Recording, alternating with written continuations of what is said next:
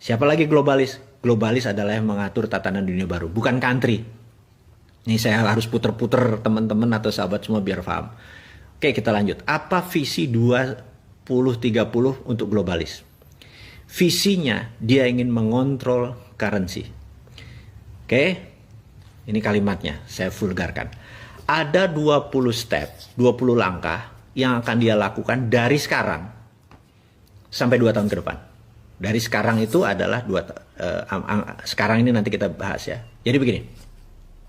Langkah 1, saya tulis ya, langkah 1. Langkah pertama adalah mengendalikan media mainstream di 194 negara. Saya ulangi lagi.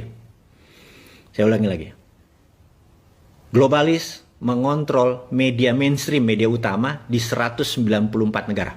Gitu ya, Amerika, Indonesia, Tiongkok, nggak peduli dia. Pokoknya kontrol 194 negara, kontrol. Entah kontrol direct, indirect, payment, atau ada orang di dalam, terserah ya. Berapa lama melakukannya? We never know. Bisa 10 tahun, bisa 5 tahun, yang jelas mereka sudah mengontrol saat ini. Kemudian, nomor 2, melepas virus yang sedikit deadly, atau melepas virus yang lebih mematikan sedikit dibandingkan influenza atau flu. Gitu ya. Langkah kedua. Langkah ketiga, semua media yang di tangan dia dibuat berita-berita bahwa COVID menakutkan, mematikan. Anda lihat video di Cina ada orang mati berdiri, di Italia ada gini, sahabat semua, itu by design, itu propaganda. Ya, nomor 3, create fear, menciptakan ketakutan. Keempat, menyarankan total lockdown.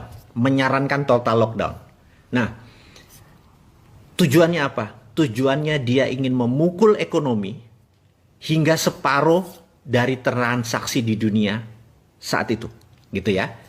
Kemudian dia ingin 50% populasi dari tenaga kerja menjadi unemployed, tidak bekerja. Oke? Dan ini dipukul bergantian dengan total lockdown di beberapa negara, gitu ya. Nomor 5. Dia menyebarkan PCR yang sangat sensitif. Ini harus diingat lagi nih ya. Menyebarkan PCR yang sangat sensitif. Dengan kesensitifan yang sangat sensitif tersebut sehingga di mana-mana COVID ini menyebar seakan-akan sangat cepat. Gitu ya. Oke. Saya lanjutkan lagi. Dan ini terus dipukul sampai November kemarin, yaitu karena tujuannya adalah political tool untuk memukul Trump. Jadi Trump menang atau Trump kalah, tugas COVID dalam political tool sudah selesai. Tapi tugas COVID sebagai pandemic, sebagai economic tool, sebagai biological tool, pandemic tool masih belum selesai. Sekali lagi, political tool sudah selesai. Nah, karena political tool sudah selesai, maka tugas COVID sudah berbeda nih ya, sekali lagi. Dan apa ini yang harus diingat? Maka, tadi nomor 4 apa ya? Nomor 1, 2, 3, ini saya skip ya. Oh, oke. Setelah banyak lockdown, banyak pengangguran, segala macam. Nah, ini yang paling penting. Akan diterbitkan placebo vaksin. Ini kurang ajar nih. Placebo vaksin ini tingkat penyembuhannya mungkin hanya setengah orang yang punya antibodi. Jadi gini, orang yang punya kena COVID,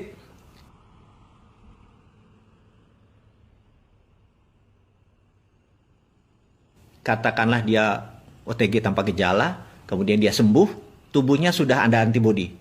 Tapi mereka yang kena lebih severe, lebih parah, misalnya sampai dirawat, sampai perlu plasma atau sampai memerlukan itu, sembuh, maka antibodi dia lebih tinggi daripada yang OTG tadi. Nah, vaksin yang nanti yang kita sebut placebo vaksin ini bahkan tidak sampai setengah dari orang yang punya antibodi itu. Jadi rendah sekali, gitu ya, rendah sekali. Kita sampai tahap ini nih yang saya mau bicarakan. Lalu nanti, sekali lagi, ini belum terjadi. Ada 20, ini nomor 8. Saya ada beberapa yang saya skip sengaja ya, biar teman-teman terus intens dengan saya, intens dengan teman-teman di sosial media. Jadi, ini nomor 8. Nomor 9, nomor 8 itu apa tadi? Diterbitkan vaksin placebo. Ingat, kenapa vaksin placebo? 40 tahun AIDS itu beredar di dunia, belum ada vaksinnya. Ya, Sekarang kita mau nanya, kenapa nih 1 tahun mendadak ada vaksinnya gitu ya? Oke, kita sekedar skip, hanya pertanyaan kritis aja. Nanti setelah ini, setelah vaksin placebo ini diterbitkan, ini sekali lagi saya baca dari data apa yang dimaukan oleh para globalis. Yang nggak percaya teori konspirasi, ya anggap ini dongeng gitu aja ya.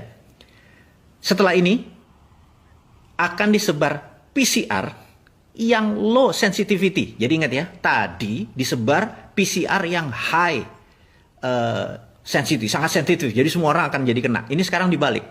Dia akan memberikan yang low sensitivity sehingga seakan-akan vaksinnya efektif. Ini sadis yang ngomongnya ya. Saya minta maaf nih.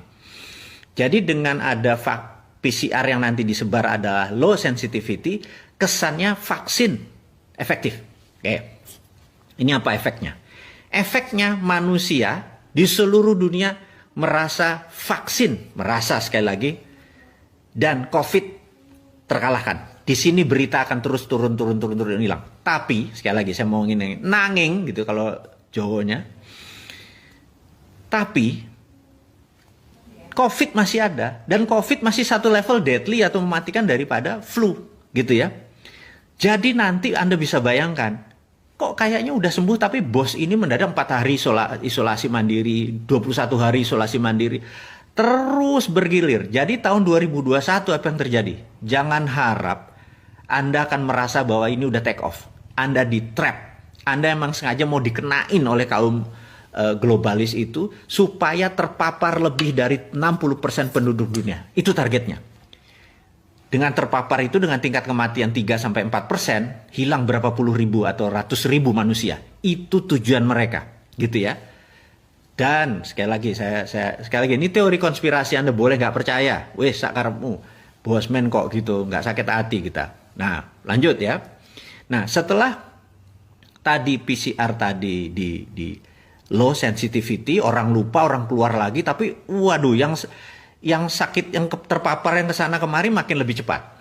Itu maunya mereka, dan ekonomi makin berantakan karena kita makin kikuk kok ini lockdown apa enggak, PSBB apa enggak, makin kusut. Dunia ke depan itu makin kusut gitu.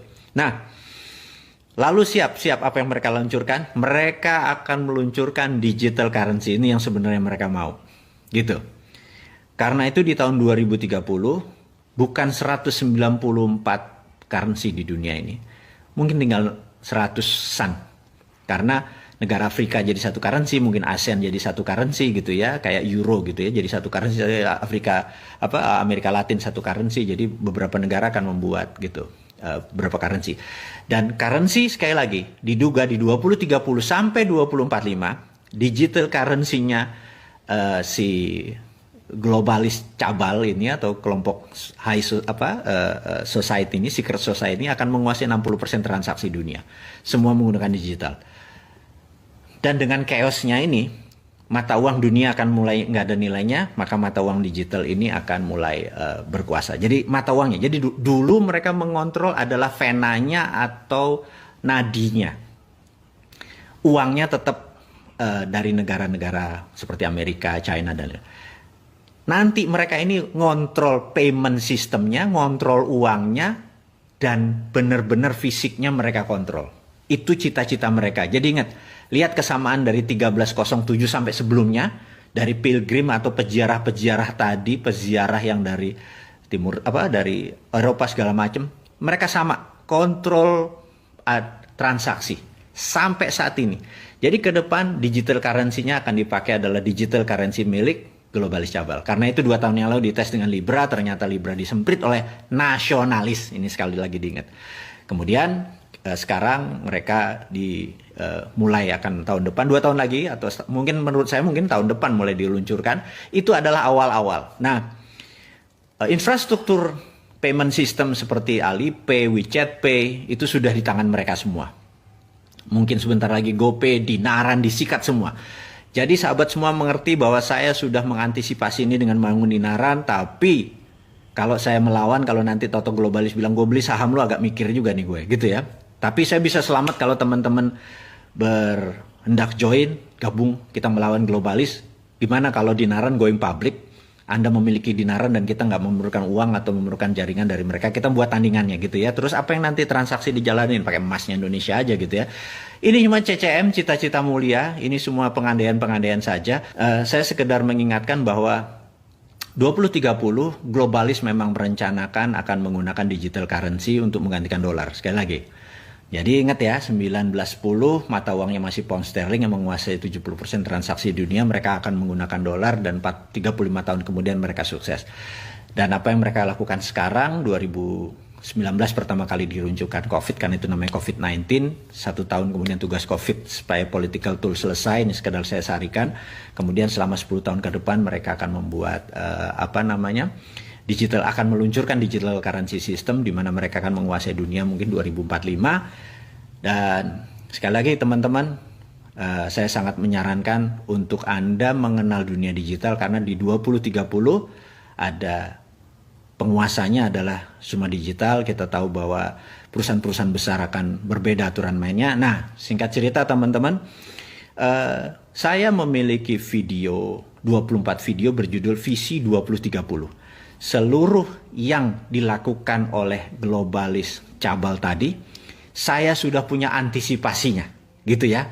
Ini bukan bullshitter nih, saya punya antisipasinya. Jadi counternya sudah punya. Kita adalah nasionalis patriotis. Kita menggunakan kekuatan tanah air kita untuk mengelawan globalis. Ingat, globalis musuhnya adalah nasionalis.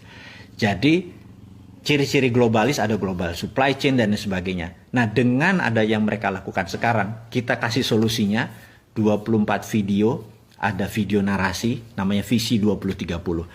Jadi, kenapa saya buat Visi 2030 tersebut? Untuk mengantisipasi visi yang dibuat oleh para globalis. Mudah-mudahan teman-teman dimanapun Anda berada, bosman ujung-ujungnya jualan. Memang bosman jualan gimana sih?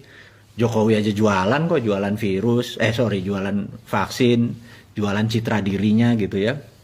Dan sekali lagi saya mengingatkan teman-teman dimanapun, saya mohon maaf, kita potong dulu ya, karena itu baru nomor berapa tadi? 7, di mana, saya ulangi, di mana mereka akan memberikan placebo vaksin, kemudian nanti ada PCR yang tidak sensitif, kesannya vaksinnya efektif, kemudian akan diluncurkan digital currency. Itu nomor 10. 10 lagi apa, bosman? Nah, teman-teman, itu tetap menjadi rahasia saya. Saya ada 2. Anda nonton video tadi, Anda pasti akan dapat jawabannya. Tapi video yang 10 langkah tadi saya buka karena saya udah tahu. Bahkan di bulan Maret sebenarnya kalau Anda saya udah ngomong tuh yang 20 step itu. Sahabat sekali lagi dimanapun Anda berada, terima kasih.